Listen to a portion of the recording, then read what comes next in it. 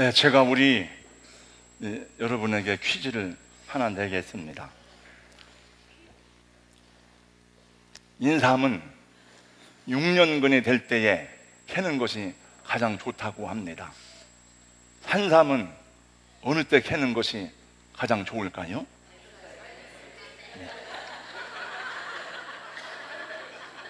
네, 답은 알지만은 여러분 평생 가야 산삼 한 뿌리나 캐겠습니까?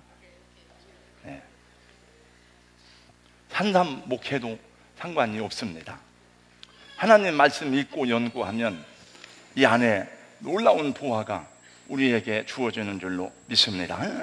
오늘 또 말씀 속에서 하나님을 만나고 하나님의 보화가 저와 여러분의 생애 후에 아름답게 임하기를 예수님 이름으로 축원합니다. 사진 한 장을 잠깐 보겠습니다. 사진을 한번 띄워주세요.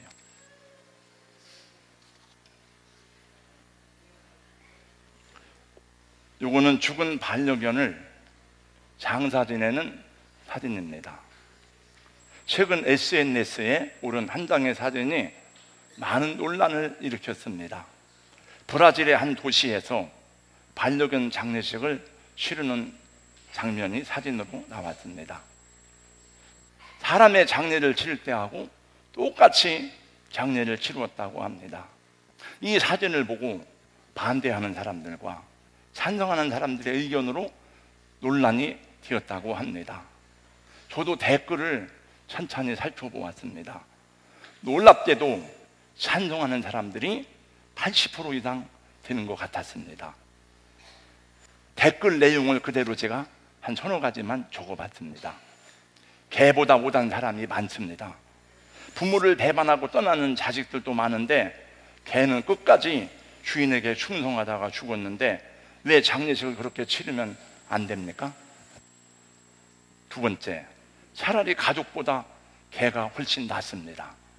세 번째, 양심을 팔아 배부르게 살아가는 개만도 못한 사람도 있는데 개가 훨씬 낫습니다. 제가 그 내용을 보다 보니까 사람들이 사람에 대해서 적개심을 많이 가지고 있구나. 사람은 끊임없이 변덕을 부리고 배반하는 일이 많지만은 개는 그렇지 않다는 거예요. 우리나라에도 반려동물 장례식을 대행해주는 그런 장례업소가 전국에 많이 생겼습니다. 그래도 동물과 사람을 비교할 수는 없죠. 여러분, 그래도 사람보다 개가 더 낫다고 말하는 것은 옳은 말이 아니라고 생각이 됩니다. 오늘날 우리의 자녀들은 우리 어른 세대가 누리지 못한 모든 것을 누리는 풍성한 세대에 살고 있습니다. 그 한편으로는 진정으로 누릴 것을 누리지 못하는 불행한 세대에 살고 있는 행복하지 못한 아이들이 아닌가 생각이 듭니다. 그 누리지 못하는 것이 무엇입니까? 돈이 없고 빵이 없는 것이 아닙니다. 인간관계의 단절이라는 부조화 속에서 살아가는 것입니다. 그래서 더 고독하고 상실한 마음으로 힘들어하는 세대를 만나고 있습니다. 가슴 아픈 이야기가 많이 있습니다. 지난 한 해 동안에 우리나라에서 스스로 목숨을 끊은 사람이 지난주 통계청 보고에 의하니까 13,670명이라고 합니다. 하루 평균 37명, 5명이 자살을 한 것입니다. 2017년보다 9.7%가 증가했다고 합니다. 우리나라 10대, 20대, 30대까지 사망 원인 1위가 자살입니다. 저 통계에 나와 있어요. 서울의 유명한 외국어 고등학교에서는 지난 한 달 동안 3명이나 투신을 하였다고 합니다. 왜 그랬을까? 제가 얼마 전에 책을 보는데 그 책에 이런 내용이 나오더라고요. 우주가 우주의 끝을 알 수 없는 것처럼 인간의 무지는 끝이 없다. 그냥 그렇게 들었어요. 그냥 뭐 인간의 무지에 대한가 보다. 그런데 지금 제가 읽고 있는 책을 읽으면서 그 책을 보면서 그 생각이 나더라고요. 우주의 끝을 알 수 없는 것처럼 인간의 무지는 끝이 없다고 그랬는데 그 책을 보면서 야, 사람이 이렇게 무지할까? 이렇게 어리석을까?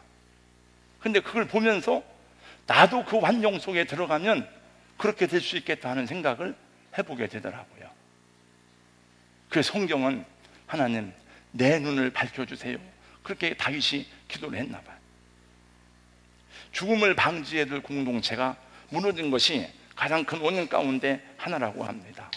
어릴 적에 우리는 형제들이 많았어요.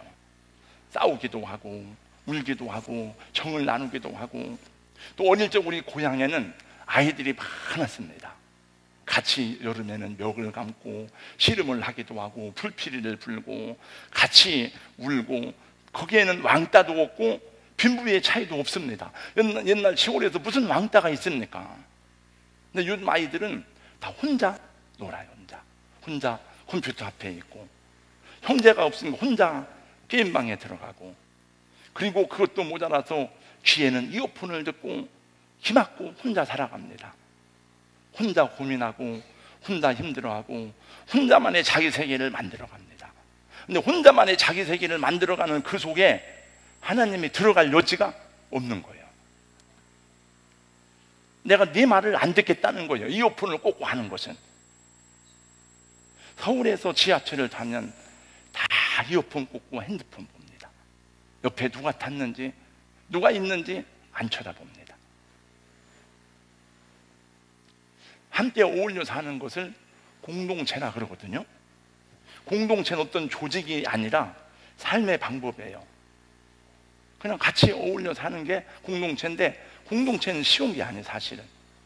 왜냐하면 개는 말을 잘 들으니까 개하고 사는 게 아니잖아. 사람끼리 살면 엄마, 아빠, 자식들하고 살아가는 동안에는 여러 가지 갈등도 있지만은 풀어가면서 살아가는 거예요. 공동체라고 하는 것은 내가 싫어하는 사람들하고도 같이 살아가는 것입니다. 여러분, 예수님의 12제자는 공동체거든요. 예수님과 같이 밥을 먹고 길을 가고 이야기하고 대화하고 예배를 드리고 그 다음에 같이 울고 같이 복음 전하고, 그렇게 3년 반 동안 살았는데, 그 예수님의 12제자의 공동체 가운데 예수님을 팔아먹을 가룟 유다가 그 안에 있는 것을 예수님은 알았음에도 불구하고 그를 내치지 않고 그를 받아들였다. 우리 공동체 안에도 그런 사람이 있을 수가 있습니다. 예수님은 십자가에 죽으시기 전에 마지막 만찬을 하시면서 제자들에게 빵을 나눠주면서 말씀하신다. 받아 먹으라, 이것은 너희를 위한 내 몸이다. 포도주를 주면서 말씀하신다. 받아 마시라, 이것은 너희를 위해서 흘리는 바 나의 피, 곧 언약의 피니라. 그리고 십자가에 죽으시고 부활하신 이후에 당신이 나누어 주셨던 살과 피를 기념하는 성찬식을 제정하시고 예수님의 몸을 세상에 남기고 가셨는데, 예수님의 몸이 세상에 남기신 것이 교회고, 교회가 공동체인 것입니다. 교회는 예수님의 몸이에요. 몸은 다 공동체입니다. 여러분, 내 손가락, 눈, 귀, 팔 다 이것이 오정모라고 하는 하나의 지체이지, 눈 따로 귀 따로 심장 따로 있는 게 아니고, 그래서 다리가 아프면 온몸이 괴로운 것입니다. 내 눈이 안 보이면 온몸이 아프고 힘든 것입니다. 그래서 예수님은 이 땅에 어떠한 공동체를 세울 것인가에 가서 우리 가운데 명령하시고 가르쳐 주셨습니다. 주님께서 이 땅에 교회를 통해서 보시기 원하는 것은 마냥 커가기만 하는 공동체가 아니라 진정으로 한 가족을 이루어 살아가는 공동체를 보기 원하시는 것입니다. 그러므로 우리 성도 여러분, 우리가 한 가족임을 이해하고 또 한 가족임을 생각할 때에 내가 무엇을 어떻게 해야 되는지 하나님께서 우리 가운데 정의하시고 말씀해 주시는 줄로 믿습니다. 한국 교회는 미국의 선교를 받았습니다. 물론 토마스 선교사가 왔지만은 공식적인 선교는 미국의 언더우드와 아펜셀러가 1886년에 왔습니다. 미국 교회는 부흥운동의 영향 가운데 성장한 교회입니다. 부흥운동은 개인적인 중생과 회심과 체험이 강조됩니다. 그래서 한국 교회는 말씀을 중시하고 사제의 은총을 강조하고 개인적인 체험을 강조하는 중요한 강점을 가지고 있습니다. 그러나 그 부흥운동은 개인주의적인 체험 신앙에 그 기초를 두고 있어요. 저도 이제 신학교에서 강의를 하다 보니까 왜 이렇게 한국 교회는 맨날 싸우고 분열하고 갈라지고 왜 그러는가, 그 이유가 있더라고요. 그 개인적인 체험운동은, 미국의 부흥운동은 개인주의에 다, 그게 개인주의, 이주의에 오염되고, 그래서 그것을 벗어나기가 어려운 것입니다. 그래서 다 자기 중심이에요. 나 중심, 우리 교회 중심, 내 교회 성장, 우리 교회 성장, 우리 교회가 이겨야 됩니다, 우리 교회 이렇게 해야 됩니다. 그래서 뭘 운동을 해도 지면 안 되는 거예요. 그것이 한국 교회의 끊임없는 갈등과 분열의 원인이 되는 하나의 동기가 되더라고요. 성경을 읽다가 보면 창세기부터 하나님은 에덴 동산에서 공동체를 공동체는 원래 다 관계거든요, 관계. 그래서 성경 66권을 다 살려가면서 끊임없이 하나님께서 어떠한 공동체를 세워가는지에 대해서 가르쳐주고 말씀하고 우리 가운데 훈련하고 있는 것을 보게 됩니다. 기독교 역사는 공동체의 역사입니다. 교회가 무엇입니까? 교회는 하나님 가족의 공동체입니다. 그 가족은 영원히 더불어 함께 사는 가족이 되는 것입니다. 여러분, 에베소 2장 19절 말씀을 세 번역으로 한번 보겠습니다. 다 같이 함께 읽어보겠습니다. 에베소 2장 19절입니다. 다 같이요, 시작. 그러므로 이제부터 여러분은 외국 사람이나 나그네가 아니요 성도들과 함께한 시민이며 하나님의 가족입니다. 한번 저를 따라서 해주세요. 우리는 하나님의 가족입니다. 이건 성경의 말씀이에요. 성경에 우리 개역 성경에 보니까 하나님의 권속이라 그랬는데, 권속이란 말은 잘 안 쓰는 말입니다. 새 번역에 보니까 우리는 하나님의 가족입니다. 그 가족이 뭐냐? 디모데전서 3장 15절 말씀에 보니까 이렇게 말씀하고 있습니다. 이 가족은 살아계신 하나님의 교회요 진리의 기둥과 터입니다. 할렐루야. 그냥 가족이 아니고 하나님의 교회라는 거예요. 그리고 진리의 기둥이라는 것입니다. 여러분이 진리의 기둥이고, 여러분이 하나님의 가족이고, 여러분이 하나님의 기둥의 터인 줄로 믿습니다. 출애굽한 이스라엘 백성들은 광야 40년 생활을 마치고 요단강을 건너서 가나안 땅을 정복하는 전쟁을 수행하게 됩니다. 그것은 가나안 땅에 하나님의 나라를 세우고자 원하는 하나님의 목적입니다. 우상 숭배와 죄악과 하나님을 떠난 모든 범죄한 인간들 가운데 하나님의 나라를 세우고 하나님의 공동체를 세우는 것이 하나님의 뜻입니다. 그러나 그 가나안의 정복 전쟁은 쉬운 것이 아니었어요. 첫 번째 가나안 정복 전쟁이 여리고성 전투입니다. 요즘 우리는 여호수아서를 매일 성경으로 묵상하면서 하나님께서 왜 이스라엘 백성들에게 가나안 정복을 전쟁을 수행하게 하셨는지에 대해서 계속 묵상하고 배우고 있습니다. 그런 내용들은 다 생략하겠습니다. 여리고성은 당시의 기록에 의하면은 가장 견고하게 세워진 난공불락의 요새였습니다. 그곳의 군대들은 잘 훈련된 안악 자손들이었습니다. 그런데 하나님께서 이상한 명령을 하셨습니다. 여호수아에게 주신 명령이 무엇인가 하면은 오늘 6장 3절 말씀에 보니까 너희 모든 군사는 그 성을 둘러 성주의를 매일 한 번씩 돌되 엿새 동안을 그리 하라고 말씀합니다. 그래서 여호수아와 그 백성들은 전혀 상식적이지 않은, 전혀 이성적이지 않은 이상한 전쟁을 수행하게 되었습니다.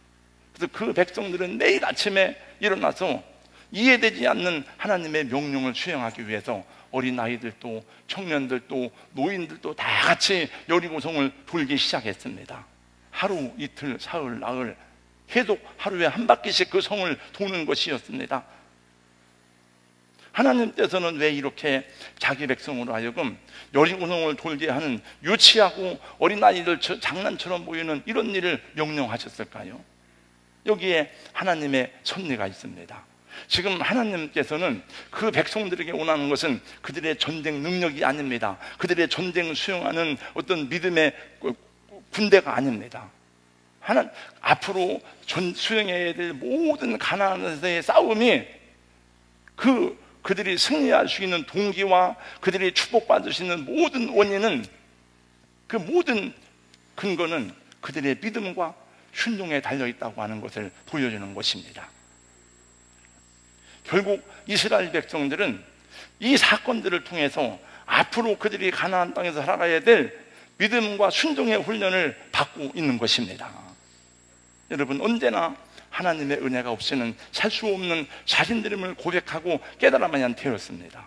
언제나 하나님을 최고의 권위에 올려놓고 하나님의 말씀을 자기 인생의 중심에 놓고 그 말씀 앞에서 자신을 복종시키는 겸손한 종으로 살아가야 하는 것이 이스라엘 백성들 공동체의 삶의 방식이어야 했습니다. 그리고 우리가 그러한 사람들이어야 하는 줄로 믿습니다. 여러분, 예수님을 믿을 때 우리는 예수를 보고 주님이라고 고백합니다. 그건 내 인생의 주인이라고 하는 의미를 가지고 있습니다. 예수님이 십자가에서 죽으심으로 핏값을 주고 우리를 사셨기 때문에 우리의 생명과 우리의 시간과 우리의 모든 물질과 우리의 모든 주권이 그분의 것이 되었고 그분의 나라와 영광을 위해 살아가야 되는 하나님의 종이라고 우리는 고백하고 하나님이 그렇게 살도록 저와 여러분을 부르신 줄로 믿습니다. 그 말씀에 복종하는 삶을 살아갈 때에 하나님이 영광을 받으시고 하나님의 뜻이 이루어지고 하나님께서 우리를 당신의 원하는 자리에서 승리하고 복되게 하는 줄로 믿으시기를 예수님의 이름으로 축원합니다. 그러나 우리는 그런 것이 쉽지 않아요. 왜냐하면 우리 원래 본성적으로 구원을 받았음에도 불구하고 남의 은혜를 받고 사는 것을 기뻐하지 않아. 베풀고 폼잡고 뽐내고 내 이름을 높이는 것을 원하지, 남의 도움을 받고 남에게 허리 굽히고 그 앞에 무릎 꿇고 겸손해지는 그런 모습이 우리의 모습이 아닙니다. 우리는 은혜를 거부하는 타락한 속성이 우리 가운데 있어요. 우리 인간의 이성으로 납득이 되지 않으면 받아들이지 않는 속성이 우리 안에 있습니다. 여러분, 죄가 무엇입니까? 죄라고 하는 것은 하나님의 은혜와 권위를 부인하는 것입니다. 죄의 기원은 아담과 하와입니다. 아담과 하와는 하나님의 말씀을 거부했습니다. 하나님의 말씀에 순종하지 않았습니다. 그리고 그것이 우리들까지 이어져서 육신적 자아로 내 안에 견고한 진을 치고 있어요. 그래서 우리가 여러분 여기서 말씀을 들을 때 여러분들이 아멘이라고 응답하지만은 사실은 내 안에 견고한 진이 있어가지고 우리 하나님의 말씀에 들어갈 틈이 없는 사람들이 있는 것을 하나님은 아십니다. 여러분들도 그것을 알 수 있기를 소망합니다. 그래서 믿는다 하지만은 주님을 온전히 신뢰하지 못하고 맡기지 못한 채 걱정하고 근심하고 불안해하고 염려하는 것입니다. 그래서 지금도 우리의 삶은 하나님을 배우는 훈련이요 과정이 되는 것입니다. 여러분, 빨리 훈련을 끝내고 하나님 앞에 복된 삶을 살아가는 은혜가 있기를 예수님 이름으로 축원합니다. 비행기가 이륙을 하려면은 300km 이상 이륙을 할 때는 마지막 최고의 속력을 내는데 그때 기름이 가장 많이 들어간대요. 근데 300km 이상 속력을 못 내면은 이륙을 할 수가 없답니다. 계속 밑에서 길길거리며 가는 거예요. 이제. 여러분, 예수 믿는 우리가 구원받았어도 이륙하지 못한 비행기처럼 계속 이 밑을 기어가면 안 되잖아요. 여기 주님의 몸된 교회는 하나님과 나 사이의 관계를 새롭게 하는 곳입니다. 하나님 앞에서 피조물 된 우리 자신을 고백하고 그리고 그 권위 앞에 복종하는 법을 배우는 훈련 장소인 것입니다. 그래서 여러분, 성경 공부합시다. 여러분, 우리 행복 아카데미 합시다. 하자고도 안 해요. 이렇게. 아, 목사님 열심히 할게요. 순종하겠습니다. 그러면 안 됩니다, 여러분. 훈련을 받아야 돼요. 여기 나와서 하나님의 말씀을 듣고 하나님의 권위 앞에 항복하고 순종하는 일들이 일상화되므로 복을 받는 성도로 세워지는 것이 하나님의 기쁘신 뜻인 줄로 믿습니다. 여러분, 모세는 광야 40년 동안 깎였습니다. 그것은 모세가 그렇게 고집이 세고 자기 철학이 강하다는 거예요. 모세가 40년, 80년 만에 하나님을 만났을 때에 하나님이 하신 첫 번째 말씀이 무엇입니까? 출애굽기 3장 5절입니다. 너의 선 곳은 거룩한 땅이니 내 발에서 신을 보지라. 근데 그 말씀이 모세에게만 그런 게 아니고 여호수아 5장 15절에도 여호수아에게 하나님이 말씀하는데, 가나안 땅에 들어갔을 때 하나님께서 하신 말씀이 내 발에서 신을 보시라 그래요. 근데 제가 이 말씀을 여러 번 전하기도 하고, 발에서 신을 보시라는 게 무슨 뜻일까? 성경을 많이 보고 학자들의 얘기를 들었는데 거의 대부분은 이런 얘기가 맞아요. 너의 철학과 너의 생각과 너의 고집과 너의 경험과 너의 이론을 내려놓으라는 거예요. 근데 그 다음 내용을 보면 그 해석이 맞아요. 하나님이 모세를 보고 너는 가라 말 때 모세는 안 간다고 해요. 나는 나이가 많습니다. 나는 입술이 둔합니다. 안 가야 될 이유가 많아. 신을 안 보신 거예요. 결국은 모세는 신을 벗고 말씀에 순종하며 나가게 되죠. 여러분, 성경의 모든 사람들은 나름대로 하나님이 쓰시는 도구가 되기까지 자신들이 가지고 있던 인간적 자존심과 편견까지도 버려야 되는 연단의 과정을 다 통과한 사람들이었습니다. 아브라함이 그렇고 야곱이 그렇고 사도 바울이 그러하였습니다. 이스라엘은 40년 광야 생활 동안 하나님의 기적과 능력을 수없이 경험하면서도 원망과 불평이 많은 공동체였습니다. 여러분, 이스라엘이 원래 순종을 잘하는 백성들입니까? 순종 안 합니다. 이스라엘 백성들은 말이 많고, 침묵해야 될 때는 침묵하지 않고, 말해야 될 때는 말하지 않는 거예요. 기억해야 될 것은 잊어버리고 하지 않아도 될 말을 자꾸 하는 거예요. 원망하기를 밥 먹듯이 하는 백성입니다. 불평과 불만족으로 가득한 사람들입니다. 근데 여호수아가 이렇게 명령합니다. 10절 말씀해 보니까 너희는 외치지 말며 너희 음성을 들리지 말며 너 입에서 아무 말도 하지 말아라. 일주일 동안 새벽부터 일어나서 성을 돌던 그 이스라엘 백성들이 얼마나 하고 싶은 말이 많았겠습니까? 지금 이게 뭐 하는 거예요 지금? 지금 우리가 이게 지금 제대로 가고 있는 거야? 우리가 지금 도른 거 아니야? 이러다 다 죽는 거 아니야? 저 성 위에서 화살을 쏘면 다 죽을 텐데. 그러나 그들은 아무 말도 하지 않도록 침묵을 명령받았습니다. 근데 그때만큼은 이스라엘 백성들이 그대로 순종했습니다. 그리고 여리고성이 무너지고 정복되었습니다. 우리 성도 여러분, 여리고성은 우리 앞에만 있는 것이 아닙니다. 홍해바다와 요단강과 골리앗은 그때만 있는 것이 아니고 성경의 모든 계시의 말씀들은 오늘 우리에게 주시는 현장의 말씀인 것입니다. 그러므로 여러분의 가는 길에도 여리고성이 있고 홍해바다가 있고 골리앗이 있습니다. 저의 가는 앞길에도 골리앗과 같은 장애물이 버티고 있을 수 있습니다. 또 우리는 그런 길을 많이 헤치고 여기까지 왔습니다. 우리가 그런 장애물 앞에 섰을 때에 할 일은 무엇입니까? 겸손히 신을 벗고 주님을 바라보아야 하는 줄로 믿습니다. 겸손히 무릎 꿇어 하나님의 뜻이 무엇인지를 구하고 순복하는 하나님의 자녀들이 되어야 하는 줄로 믿습니다. 하나님이 저와 여러분을 설복시킬 때, 설득시킬 때에 설복을 당하시기를 예수님의 이름으로 축원합니다. 하나님이 한 번 명령해서 듣지 않는다고 하나님은 징계하시고 채찍을 드는 분이 아니고 계속 우리를 설복시킵니다. 설득시킵니다.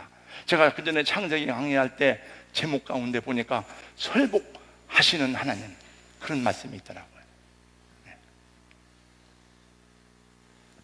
그러므로 진실한 성도가 축복 가운데 살아가야 될 삶의 방법은 한 가지입니다. 그것은 내 육신의 자아로 하여금 하나님의 말씀을 거역하지 못하도록, 내 육신의 생각이 하나님의 말씀을 짓밟지 못하도록 순종하며 살아가는 것이 하나님의 기쁘신 뜻인 줄로 믿습니다. 여러분, 우리가 성경을 보면서 수많은 신앙의 우인들을 만납니다. 노아, 아브라함, 모세, 여호수아, 사무엘, 다윗, 베드로, 이분들을 정의할 때에 이분들은 능력의 사람이야. 이분들은 권능 있는 사람이야. 이 사람들은 의로운 사람이야. 잘 정의가 되는 것 같지 않습니다. 그러나 여러분, 그 앞에 순종의 사람이라고 수식어를 갖다 붙여보세요. 순종의 사람 아브라함, 순종의 사람 노아, 순종의 사람 베드로, 순종의 사람 사무엘. 말이 됩니다. 저는 저와 여러분들에게 하나님께서 그때그때마다 무엇을 해야 되는지, 무엇을 내려놓아야 하는지, 무엇을 순종해야 하는지 가르쳐주고 깨닫게 해주시기를 주님의 이름으로 소원합니다. 그리고 그것을 기도하시기를 예수님의 이름으로 축원합니다. 하나님이 얼마나 순종하기를 원하시는지 이렇게 말씀하십니다. 저를 따라서 해주세요. 말씀 다 마쳤습니다. 순종이 제사보다 낫고 듣는 것이 수양의 기름보다 나으니, 여러분 삶에, 우리 교회 공동체 앞에 여리고성과 같은 장애물이 무너지고 극복되기를 원하십니까? 믿음으로 순종하시기를 주님의 이름으로 축원합니다. 믿음이 없으면 세상이 크게 보이고 문제가 크게 보이고, 믿음이 크면 큰 것만큼 문제는 작아집니다. 문제는 그대로지만 우리가 보는 관점이 그걸 뛰어넘을 수 있는 은혜와 하나님께서 능력을 주시는 겁니다. 여러분 생애에서 하나님이 일하시는 기적을 보기 원하십니까? 일어나 순종하시기를 주님의 이름으로 축원합니다. 저와 여러분이 신고 있는 그 신을 하나님 앞에서 벗어 내려놓을 수 있기를 예수님의 이름으로 축원합니다. 순종하는 곳에 기적이 일어납니다. 순종하는 곳에 하나님의 역사와 능력을 경험하는 은혜를 보게 되는 줄로 믿습니다. 10월달은 기도의 달로 선포합니다. 여러분, 기도하는 일에 하나가 되시기를 예수님의 이름으로 축원합니다. 다음 주일에는 체육대회가 있습니다. 체육대회에도 다 함께 하시기를 주님의 이름으로 권면하고 부탁드립니다. 여러분, 모이고 함께 하는 일에 우리 공동체가 하나가 되기를 예수님 이름으로 축원합니다. 기도하겠어요. 하나님 감사합니다. 오늘 또 잠시 말씀을 보았습니다. 하나님께서 가나안 땅 정복 전쟁의 첫 번째 성이 여리고성인데, 여호수아도 백성들도 이해할 수 없는 명령을 받았습니다. 그러나 모든 제사장들과 장로들과 백성들이 하나님의 말씀을 따라서 여호수아를 중심으로 일주일 동안 매일 그 성을 돌고 마지막 날 7바퀴를 돌면서 하나님의 말씀대로 외칠 때에 그 성벽이 무너지고 정복되어졌습니다. 우리 하나님, 반드시 말해야 될 때 침묵하고, 침묵해도 될 말을 반복하느라고 세상이 소란하고 요란한데, 우리 그렇게 살지 아니하고 말해야 될 때 말할 수 있도록 도와 주시옵시고, 침묵할 때, 해야 할 때 침묵할 수 있는 법을 배우는 하나님의 사람들이 다 될 수 있도록 은혜를 베풀어 주시옵소서. 예수님 이름으로 기도하옵나이다. 아멘.